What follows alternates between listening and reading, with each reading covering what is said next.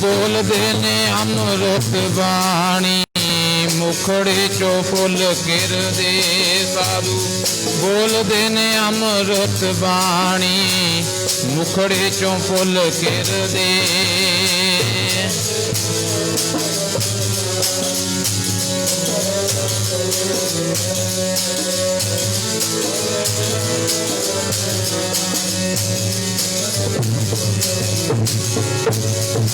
बाणी गुरु गुरु है बाणी विच बाणी अमृत सारे गुरु बाणी कहे प्रतख गुरु निस्तारे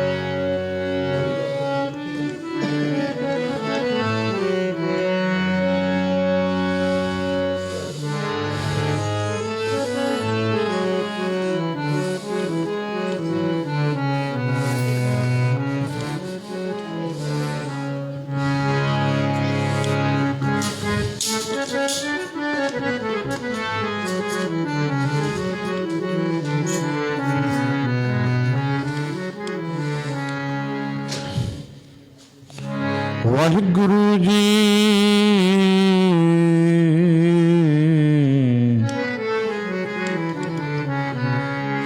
सतनाम श्री वाहिगुरु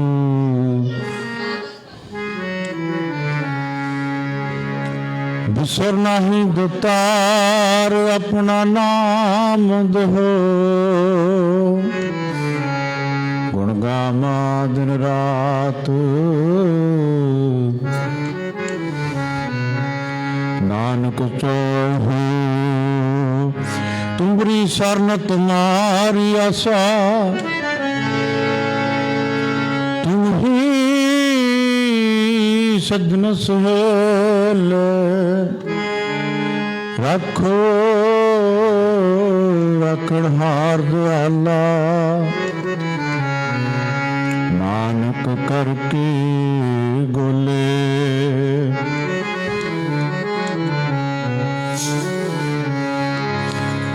जैसा सतगुर सुनीदा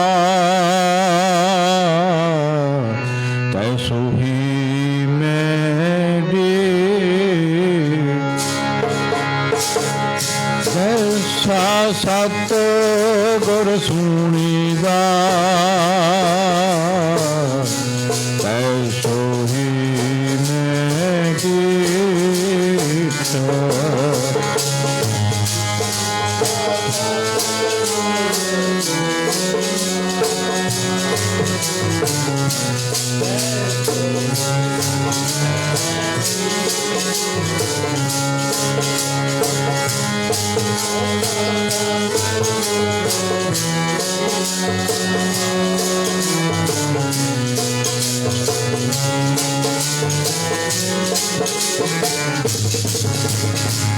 बिछड़िया मेले प्रभु हर दर्द का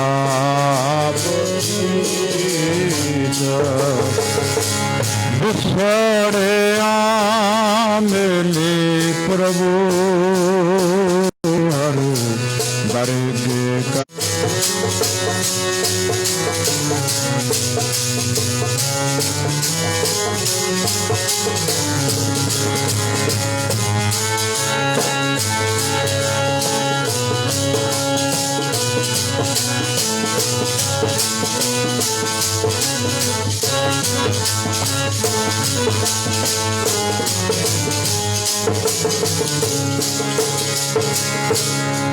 ਹਰ ਨਾਮ ਮੰਤਰ ਦੁੜਾਏਂਦਾ ਕੱਟ ਹੋਨੇ ਰੋਗ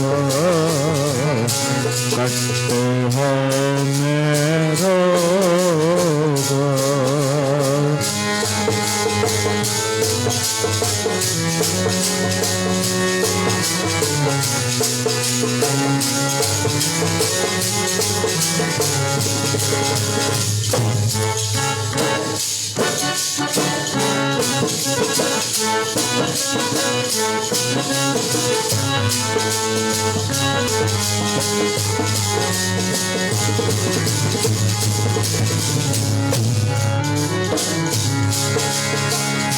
ਨਾਨਕ ਸਤ ਗੁਰ ਨਾਮ ਲਾਇਆ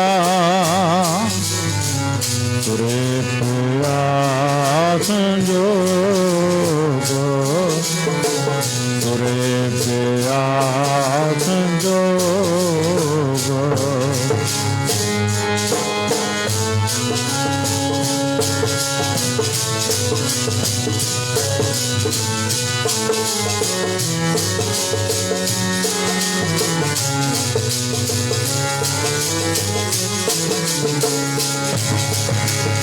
ਜੈਸਾ ਸਤਿਗੁਰ ਸੁਣੀਦਾ ਤੈਸੋ ਹੀ ਮੈਂ ਦੀਪ ਤੈਸੋ ਹੀ ਮੈਂ ਦੀਪ ਤੈਸੋ ਹੀ ਮੈਂ ਦੀਪ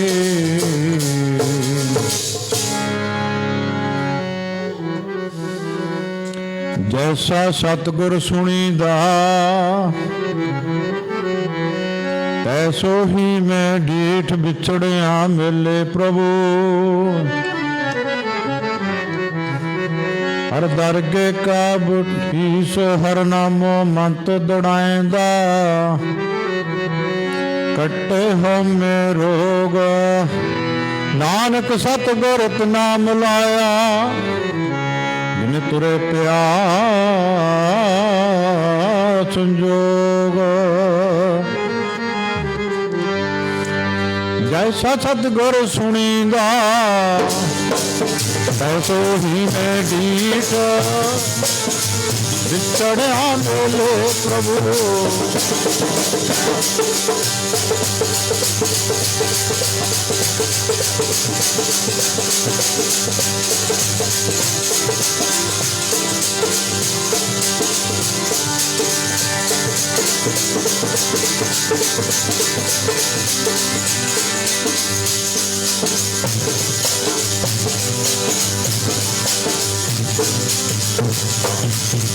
ਵਿਛੜਿਆ ਮਿਲੇ ਪ੍ਰਭੂ ਹਰ ਦਰਗੇ ਕਾ ਬਖਸ਼ਿਸ਼ ਹਰ ਨਾਮੋ ਮੰਤ ਤੁੜਾਏਂਦਾ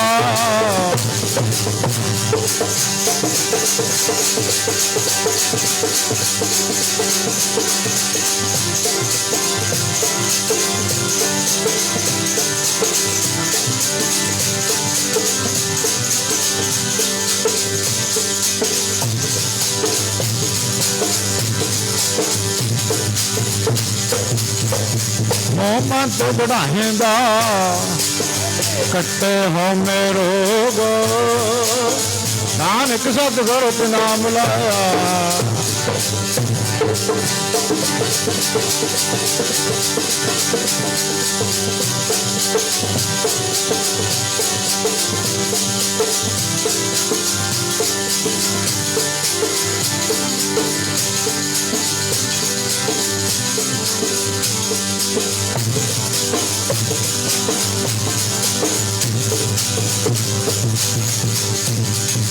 ਨਾਨਕ ਸਤਿਗੁਰ ਨਾਮ ਲਾਇਆ ਜਿਨੇ ਤੁਰੇ ਪਿਆਸ ਜੋਗ ਐਸਾ ਸਤਿਗੁਰ ਸੁਣੀਂਦਾ ਮੇਰੇ ਦੀਨਾਂ ਦੇ ਦਿਆਲ ਬਾਜਾਂ ਵਾਲਿਆ ਸੁਣ ਲੈ ਸਾਡੀਆਂ ਬੇਨਤੀ ਦੀਨਾਂ ਦੇ ਦਿਆਲ ਬਾਜਾਂ ਸੁਣ ਲੈ ਸਾਡੀਆਂ ਬੇਨਤੀਆਂ ਮੇਰੇ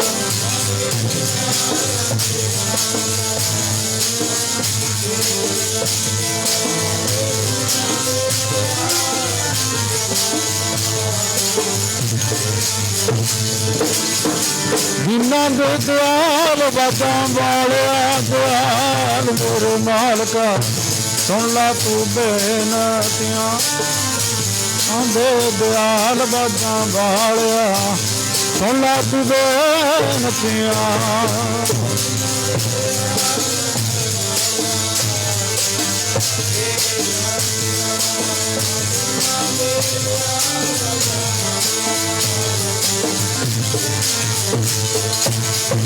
ਸੁਣ ਲੋ ਸਾਡੀਆਂ ਜੀ ਬੇਨਤੀਆਂ ਸੁਣ ਲੋ ਬੋ ਜੀ ਬੇਨਤੀਆਂ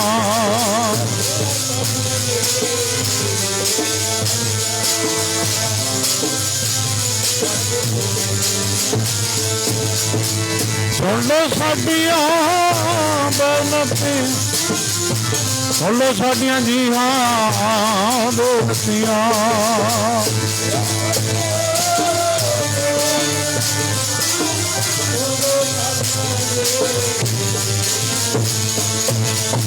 ਜਿਨ੍ਹਾਂ ਦੇ ਦਿਆਲ ਬਾਜਾਂ ਵਾਲਿਆ ਦਿਆਲ ਮੇਰੇ ਮਾਲਕਾ ਸੁਣ ਲਾ ਤੂੰ ਬੇਨਤੀਆਂ ਦੇ ਦਿਆਲ ਬਾਜਾਂ ਸੁਣ ਲੋ ਸਾਡੀਆਂ ਬੇਨਤੀਆਂ ਮੇਰੇ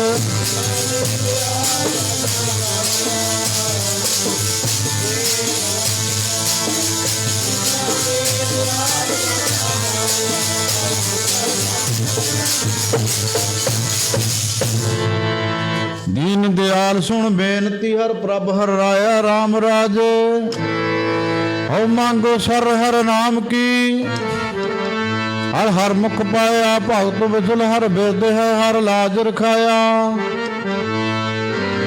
ਜਨ ਨਾਨਕ ਸਰਨਾਗਤੀ ਹਰ ਨਾਮ ਤਰਾਇਆ। ਵਾਹਿਗੁਰੂ ਜੀ ਕਾ ਖਾਲਸਾ ਵਾਹਿਗੁਰੂ ਜੀ ਕੀ ਫਤਿਹ। ਗੁਰੂ ਪਿਆਰੀ ਸਾਧ ਸੰਗਤ, ਨਵੇਂ ਮਕਾਨ ਦੀ ਖੁਸ਼ੀ ਦੇ ਅੰਦਰ ਮਹਾਂਪੁਰਸ਼ਾਂ ਦੇ ਗੁਰਬਾਣੀ ਦੇ ਪ੍ਰਵਾਹ ਚੱਲ ਰਹੇ ਨੇ। ਵੱਡੇ ਭਾਗਾਂ ਦੇ ਨਾਲ ਇਹ ਸਮਾਂ ਬਣਿਆ। ਮਕਾਨ ਦੇ ਬਹਾਨੇ ਨਾਲ ਮਹਾਰਾਜ ਦੇ ਚਰਨ ਪਏ ਕਿ ਉਹ ਗੁਰਬਾਣੀ ਦੱਸਦੀ ਆ, ਜਿੱਥੇ ਜਾਏ ਵਹੇ ਮੇਰਾ ਸਤਿਗੁਰੂ ਸੋ ਥਾਨ ਸੁਹਾਵਾ ਰਾਮ ਰਾਜੇ। ਗੁਰਸਿੱਖੀ ਸੋ ਧਨ ਭਾਲਿਆ ਲੈ ਧੂੜ ਮੁਕ ਲਾਵਾ। ਗੁਰਸਿੱਖਾਂ ਕੀ ਘਾਲ ਥਾਂ ਪੇ ਜਿਨ ਹਰ ਨਾਮ ਧਿਆਵਾ। ਜਦ ਨਾਨਕ ਸਤਿਗੁਰ ਪੂਜਿਆ ਤਿਨ ਹਰ ਪੂਜ ਕਰਾਵਾ। ਬਾਣੀ ਦੱਸਦੀ ਆ ਉਹ ਤਾਂ ਥਾਨ ਸੁਹਾਵਾ ਹੋ ਜਾਵੇ ਜਿੱਥੇ ਬਾਤ ਸਾਧੂਆ। ਥਾਨ ਸੁਹਾਵਾ ਹੋ ਜਾਵੇ ਜਿੱਥੇ ਸਤਿਗੁਰ ਜਾਏ ਬੈਠਦੇ। ਉਹ ਤਾਂ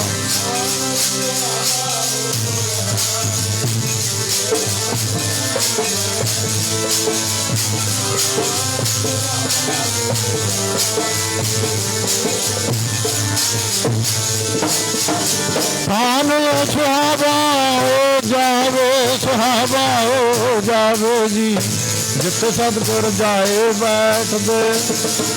ਥਾਨ ਸੁਹਾਵਾ ਹੋ ਜਾਵੇ ਜਿੱਥੇ ਸਤਿਗੁਰ ਜਾਏ ਬੈਠਦੇ। ਉਹ ਤਾਂ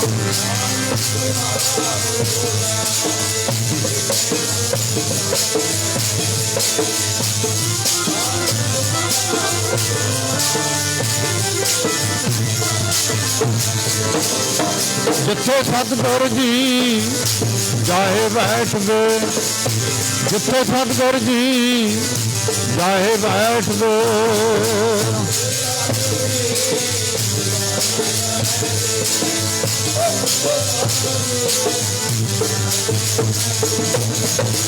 ਜਿੱਥੇ ਸਤਿਗੁਰ ਜੀ ਜਾਏ ਬੈਠਦੇ।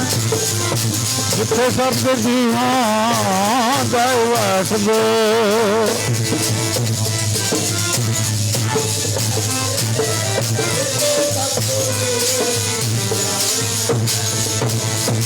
ਜਿੱਥੇ ਸਤਿਗੁਰ ਜੀ ਜਾਏ ਬੈਠਦੇ, ਜਿੱਥੇ ਸਤਿਗੁਰ ਜੀ ਹਾਂ ਜਾਏ ਬੈਠਦੇ।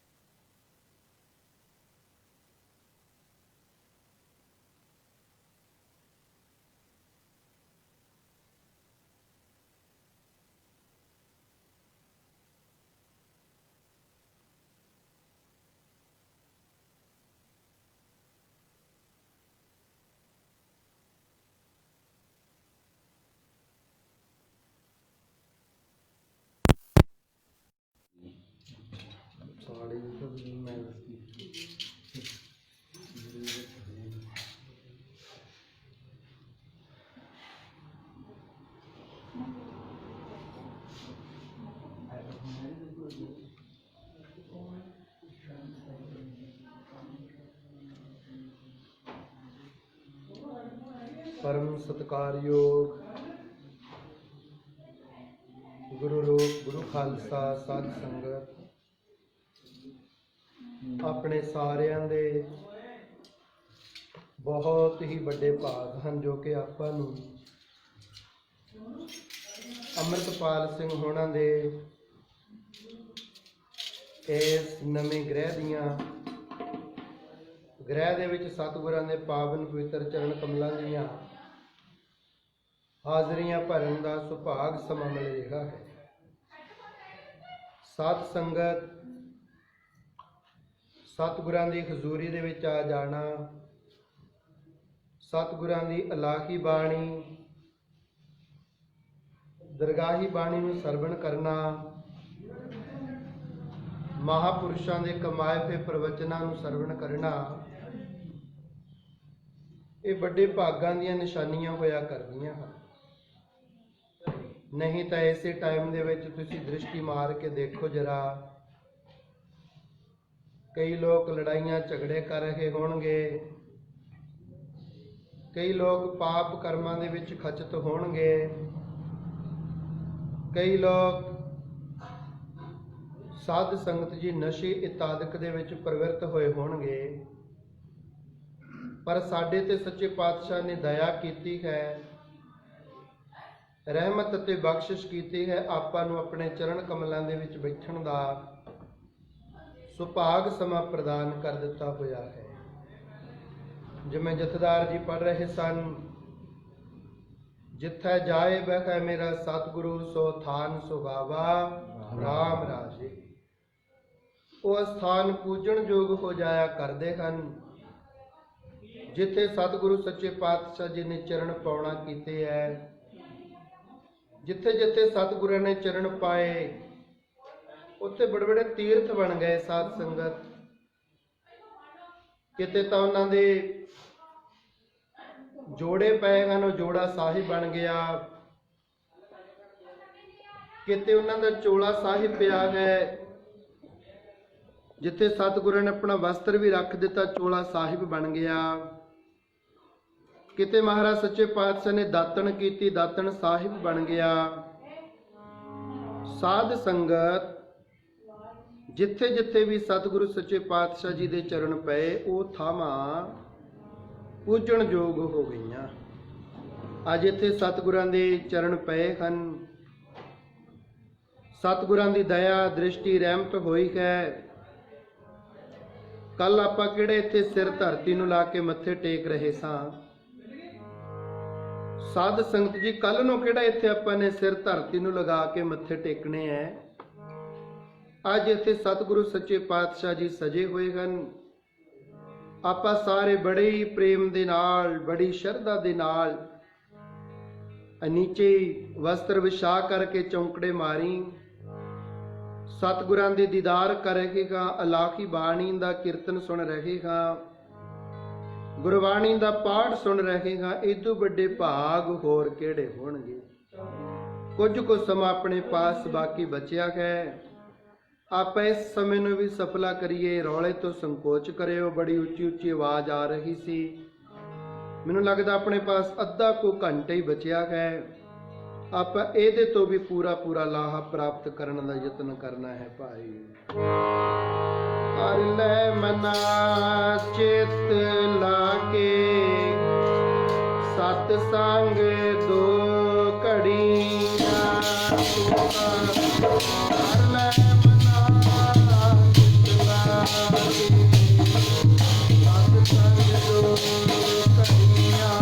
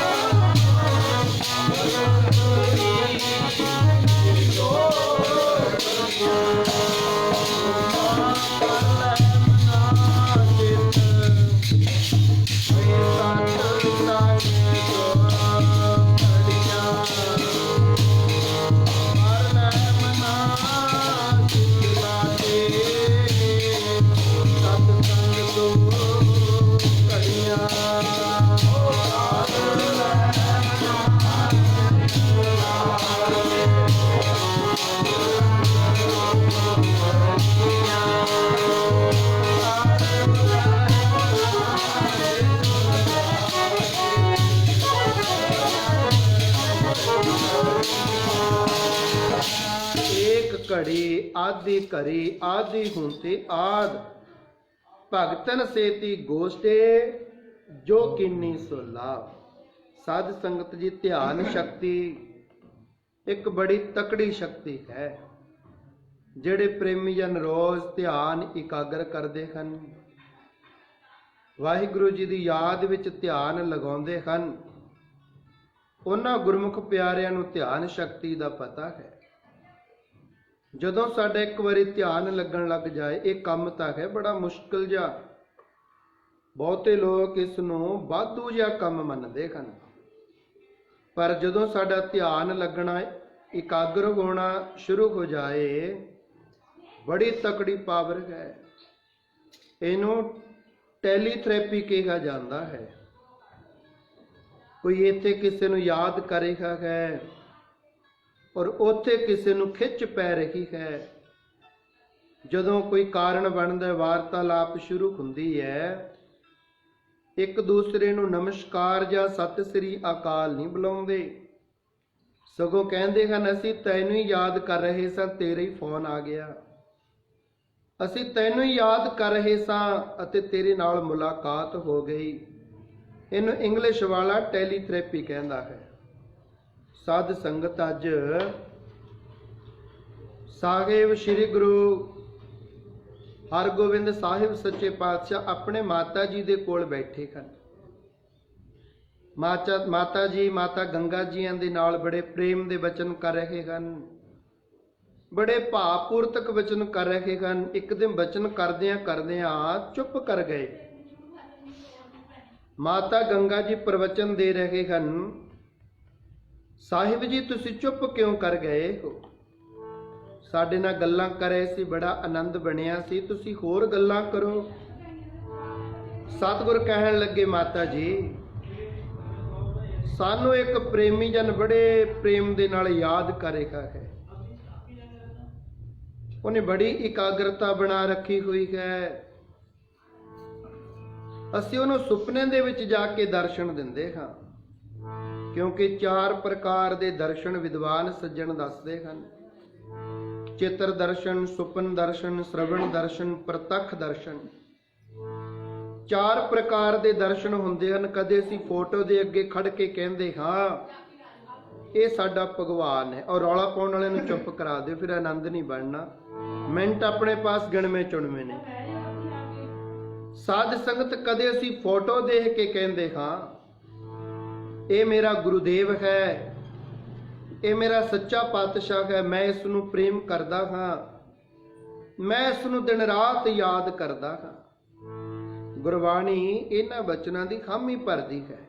ਗੁਰ ਕੀ ਮੂਰਤ ਮਨ ਮੈਂ ਧਿਆਨ, ਗੁਰ ਕੈ ਸ਼ਬਦ ਮੰਤਰ ਮਨ ਮਾਨ। ਚਿੱਤਰ ਦਰਸ਼ਨ ਹੋਇਆ ਕਰਦੇ ਹਨ।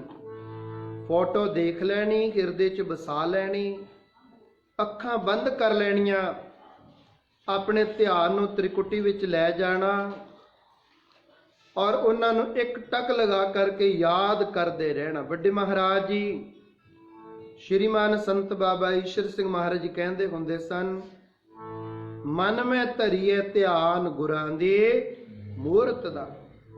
ਉਹਨਾਂ ਦੀ ਸੂਰਤ, ਉਹਨਾਂ ਦੀ ਮੂਰਤ ਹਿਰਦੇ ਵਿੱਚ ਵਸਾ ਲੈਣੀ। ਗੁਰ ਕੀ ਮੂਰਤ ਮਨ ਮੈਂ ਧਿਆਨ, ਧਿਆਨ ਇਕਾਗਰ ਕਰਨਾ। ਧਿਆਨ ਇੱਕ ਬੜੀ ਤਕੜੀ ਸ਼ਕਤੀ ਹੈ ਸਾਧ ਸੰਗਤ। ਇੱਕ ਹੁੰਦਾ ਹੈ ਸੁਪਨ ਦਰਸ਼ਨ।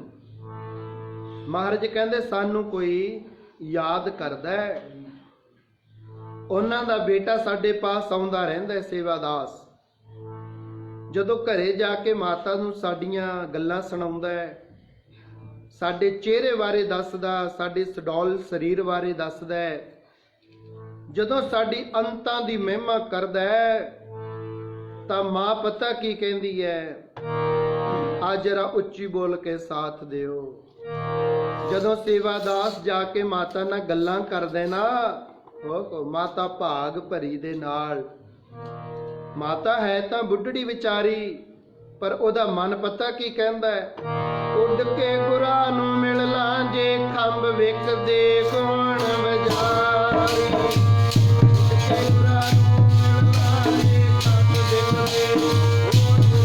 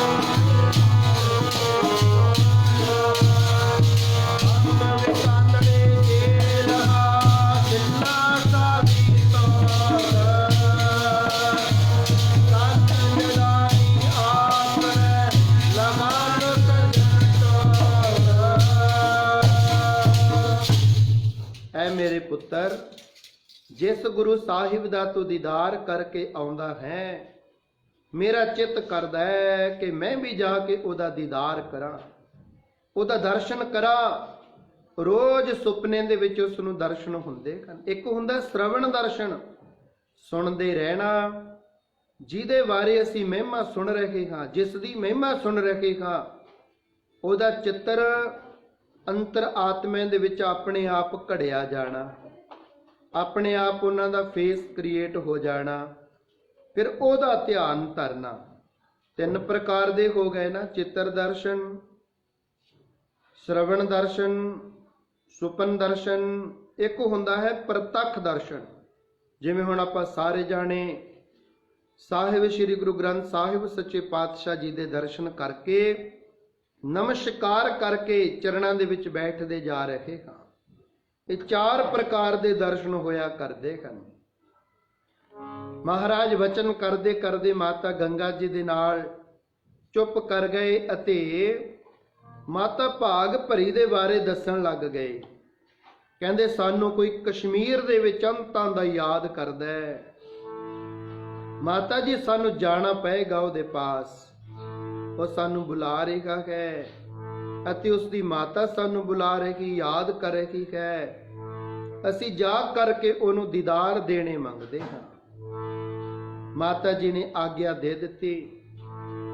ਸਤਿਗੁਰੂ ਸੱਚੇ ਪਾਤਸ਼ਾਹ ਕੁਝ ਕੁ ਸਿੰਘਾਂ ਨੂੰ ਨਾਲ ਲੈ ਕਰਕੇ ਮੰਜ਼ਲੋ ਮੰਜ਼ਲੀ ਪਿੰਡਾ ਤੈਅ ਕਰਦੇ। ਉਹ ਮਾਤਾ ਜਿਨੇ ਸਤਿਗੁਰਾਂ ਦੀ ਮਹਿਮਾ ਸੁਣਦਿਆਂ ਸੁਣਦਿਆਂ ਆਪਣੇ ਬੇਟੇ ਤੋਂ ਕੱਲੀ ਕੱਲੀ ਗੱਲ ਸੁਣਦਿਆਂ ਤੰਦ ਤਿਆਰ ਕੀਤਾ, ਕੱਲੀ ਕੱਲੀ ਗੱਲ ਸੁਣਦਿਆਂ ਸਾਧ ਸੰਗਤ ਇੱਕ ਇੱਕ ਧਾਗਾ ਤਿਆਰ ਕੀਤਾ, ਸੂਤ ਤਿਆਰ ਕੀਤਾ। ਉਹ ਸੂਤ ਦੇ ਨਾਲ ਉਹਨੇ ਕੱਪੜਾ ਤਿਆਰ ਕੀਤਾ। ਕੱਪੜਾ ਤਿਆਰ ਕਰਕੇ ਹੁਣ ਸਤਿਗੁਰੂ ਸੱਚੇ ਪਾਤਸ਼ਾਹ ਜੀ ਦੇ ਸਰੀਰ ਬਾਰੇ ਪੁੱਛਦੀ ਹੈ। ਬੇਟਾ ਸਤਿਗੁਰਾਂ ਦਾ ਸਰੀਰ ਬਹੁਤ ਲੰਮਾ ਹੈ ਨਾ? ਉਹ ਕਹਿੰਦਾ ਹਾਂ ਮਾਤਾ ਜੀ। ਸਤਿਗੁਰਾਂ ਦੇ ਚਿਹਰੇ ਤੇ ਬੜਾ ਜਲਾਲ ਹੈ, ਜਾਹੂ ਜਲਾਲ। ਹਾਂ ਮਾਤਾ ਜੀ। ਸਤਿਗੁਰੂ ਦਸਤਾਰ ਦੇ ਉੱਪਰ ਕਲਗੀ ਸਜਾਉਂਦੇ ਹਨ। ਹਾਂ ਮਾਤਾ ਜੀ। ਘੋੜ ਸਵਾਰੀ ਕਰਦੇ ਹਨ। ਹਾਂ ਮਾਤਾ ਜੀ। ਮਾਤਾ ਜੀ ਮੈਂ ਤਾਂ ਤੁਹਾਨੂੰ ਦੱਸਦਾ, ਅੱਜ ਤੁਸੀਂ ਮੈਨੂੰ ਦੱਸਣ ਲੱਗ ਗਏ ਹੋ? ਕਹਿੰਦੀ ਹਾਂ ਬੇਟਾ, ਜਿਸ ਪ੍ਰੀਤਮ ਪਿਆਰੇ ਦੀ ਤੂੰ ਮੇਰੇ ਕੋਲ ਮਹਿਮਾ ਕਰਦਾ ਹੁੰਨੇ ਨਾ, ਛੇਵੇਂ ਪਾਤਸ਼ਾਹ, ਪੰਜ ਪਿਆਲੇ ਪੰਜ ਪੀਰ ਛਠਮ ਪੀਰ ਬੈਠਾ ਗੁਰ ਭਾਰੀ। ਅਰਜੁਨ ਕਾਇਆ ਪਲਟ ਕੈ ਮੂਰਤ ਹਰ ਗੋਬਿੰਦ ਸਵਾਰੀ। ਚੱਲੀ ਪੀੜੀ ਸੋਢੀਆਂ ਰੂਪ ਦਿਖਾਵਣ ਵਾਰੋ ਵਾਰੀ। ਦਲ ਭੰਜਨ ਗੁਰ ਸੂਰਮਾ ਵੱਡ ਜੋਧਾ ਬਹੁ ਪਰਉਪਕਾਰੀ। ਐਡਾ ਸ਼ਕਤੀਸ਼ਾਲੀ ਗੁਰੂ ਮੈਨੂੰ ਸੁਪਨੇ ਵਿੱਚ ਦੀਦਾਰ ਦਿੰਦਾ ਹੈ ਪੁੱਤਰਾ।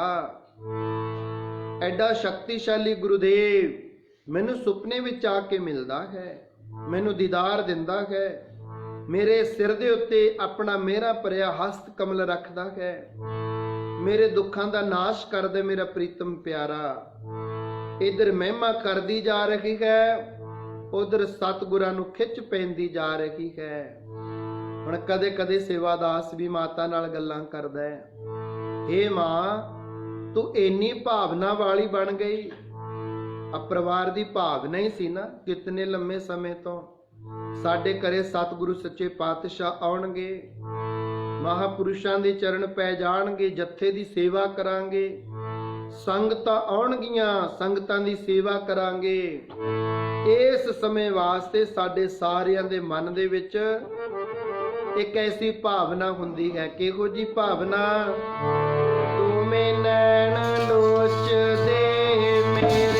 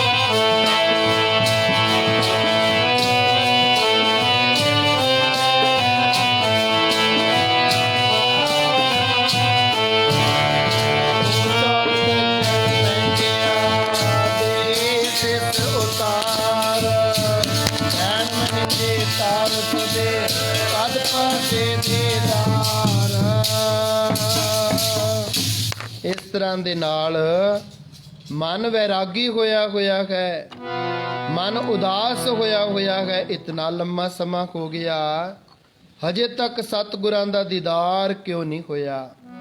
ਅੰਤਾਂ ਦੇ ਬੈਰਾਗ ਵਿੱਚ ਬੇਨਤੀਆਂ ਕਰਦੇ ਹਨ।